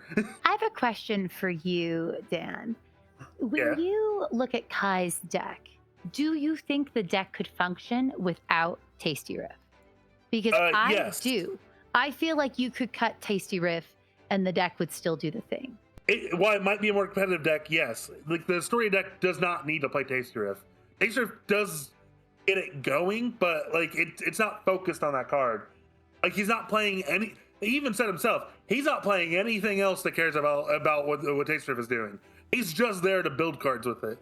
When we were talking about the beginner-friendly decks, the decks that you'd give to someone who was getting into the IP, you'd want a deck that focuses on what you're doing and doing it well and not what your opponent's doing. In a competitive deck, you do want answers for the meta. You do want answers for what your opponent's doing. Yes. And I think Kai has a lot better answers and a lot better setup for dealing with his opponent as a 5-hander than Dan does as a 7-hander. Even made a sideboard. Yeah, that wasn't even a requirement. He made a sideboard. Like it was like, this is a deck I just play. And it did seem like the sideboard was geared depending on the matchup, which is what you're looking for a sideboard. So, and I think that ties back into what you're saying of like considering where this deck would maybe need help against other types of decks and like what you would do. The thing about the story deck is, like I said at the beginning, I thought it was just play Tasty Riff when we see it and that's it. But the fact that he is playing things to get Tasty Riff back tells me that like he's put thought in the fact that I want to see this card more, because it is like his big one. Like while Walmers might draws in the cards, Tasty Riff is getting him the engines going, and it maybe Tasty Riff isn't the main focus. It's not the game ender or anything like that. I don't think it should be because it's a 3-damage move. But it is like he has put thought into the idea of this is the card that I want to see, and I've played other things to see this card more. I think that might tip it over for me as well. I think one of the biggest reasons I really liked Dan's deck was the being able to replay, and as we mentioned at the beginning of this discussion, having the Dark Tournament looms as well as like other ways, making sure Tasty Riff comes back. I kind of feel like I'm leaning towards Kai's deck. My one feeling was like how needed is Tasty Riff. It seems like there's a lot of backup, but at the same time, for a competitive deck, you want there to be backup. Like you can't, what if somebody like gets rid of, there's that card, it's kind of tricky to set up, but like that says, look through your deck, remove all cards with this name or something. I must ask. Yeah, so I don't know. Maybe having some like backup options and stuff just makes it a better deck. To be nitpicky, again, with him playing so many actions and assets in his 5-hander, if he just sees his 3, he goes to build a turn 1, he checks a 2, he's dead. He's playing against a character, not playing against a character. If these 2 were to play right now, the character he is facing would be like, hey, I'm just gonna commit everything you have on the board. And if you're only building 2 because you checked the 2, well, then you're never seeing that card. You're just not building. If Dan also checks the 2 early on, because he's only got the 4 0-cost foundations, I feel Kai's deck is able to apply a lot more pressure turn 2 than Dan's would be able to. He's playing a lot of 0s and a lot of 1s. So his only 2s in the deck were Keiko's, Shameless, Immortal, and 2 Incredible Display, which is just a good card. Yeah, he was playing 8-0 diffs. He's playing a bunch of 1 diffs. He can build a good starting turn. But I just feel like the deck would have times where it's going to be like, here's a 3 diff and then 2 actions. Or 2 assets and stuff like that. It's like I said before we left the players. One's gone for, here's a competitive deck that revolves around Tasty Riff, but doesn't quite need it to be as good as it is. And Dan's gone in with it could be competitive, but it's a Tasty Riff deck. Yes, yeah. I think that's a wonderful synopsis of the 2 different directions. And I'm curious, Dan, since you gave this challenge, when you gave your description, said competitive deck revolving around Tasty Riff. And then in our discussion, you were like, I'm looking for creativity. But was that in your initial prompt? I'm trying to remember your exact verbiage because I did say I wanted creativity. Yeah. Okay, so we've got sort of these two different tenets, both hitting your prompt. I'm gonna say I'm leaning towards Kai. Yeah. I'm curious where you're leaning. I'm gonna say Dan definitely hit the mark. 10 out of 10 for creativity. Kai's got it sprinkled on there. I'm going with Kai as well. And so the reasoning is, well, maybe it's not as creative as Dan's deck. It is still creative. So he didn't just like, when I brought the creative thing, I just didn't want to see Jiro 2. Because like that is the Taste Drift deck. I just and I didn't want to see that. I wanted to see utilizing Taste Drift in a non-hero I'm a Hero 2 deck. And that's what they both did. And Dan went super creative with it. And while Kai's deck is like more standard to Astoria deck, he still has played options because he's playing Tasty Riff. So he's still being creative with the idea. So, well, yeah, like if this was a creativity contest, I'd probably give it to Dan. But since it's competitive, I'm giving it to Kai. That sounds like we got a decision though. Hello, players. So the judges had some great thoughts on both players' decks. It was a hell of a discussion once again. You both took the prompts, ran in your own directions. That was very clear from the decks. I'll hand over to Dan to surmise the decision and talk a little bit about why he got there. So just to reiterate, you both did exactly what I had asked. You have made creative decks with Taste Riff as a focus. Dan, you went this water build that's trying to build in these Todorokis, playing Jiro's base, getting these counters to play out these Todorokis more, and then try to kill them at Ice Sword Execution. While Kai went the other way of, I'm going to build a bunch of counters at the start of the game, and I'm going to use Taste Riff to like build my engine as I go, and then I'm just going to go off to the races towards the end. You both hit the marks. This is actually hard for me to say. So the one we went with is Kai's list. And so, but I want to reinstate, Dan, that your deck was, in my opinion, more creative and also more focused on Taste Riff as a card because you were playing Jiro's base. And so what really tipped it over, in my opinion, is when I looked at Dan's list the first time, and I guess I missed it when we looked at Kai's list the first time, Dan, you had other ways to bring back Tasty Riff. And I was like, oh, this is super cool. He's going to keep playing Tasty Riff. That's what we want to do. When we went back and looked at Kai's list, went to look at both, and I saw Dark Tournament Looms, and he was playing Ready Shot and Tasty Riff to bring back Dark Tournament Looms, I was like, oh, he's also bringing back Tasty Riff. So you're both doing the thing of, I want to play Tasty Riff more than the 4 times I have the access to. So really, it came down to what deck do we think is more competitive. I think that it being a recuperation time deck, the thing that I felt like Dan, that your deck was missing a little bit, and honestly that maybe Kai didn't even need as much of, is Kai's playing 8 zero-diff foundations. You're playing 8 zero-diffs, but 4 of them aren't a foundation, so they're not really helping in the early builds.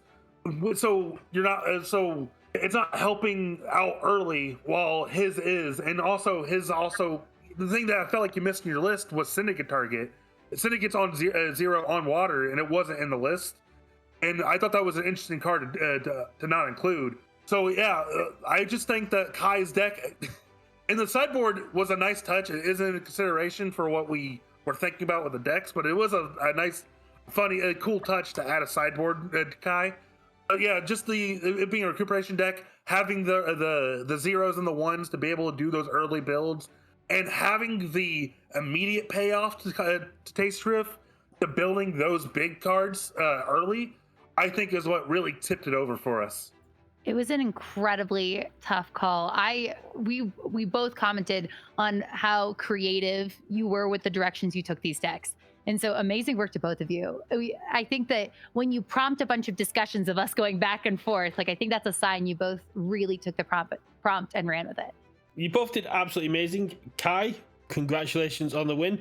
I will get Patriot to sort you out with those promos at the earliest convenience.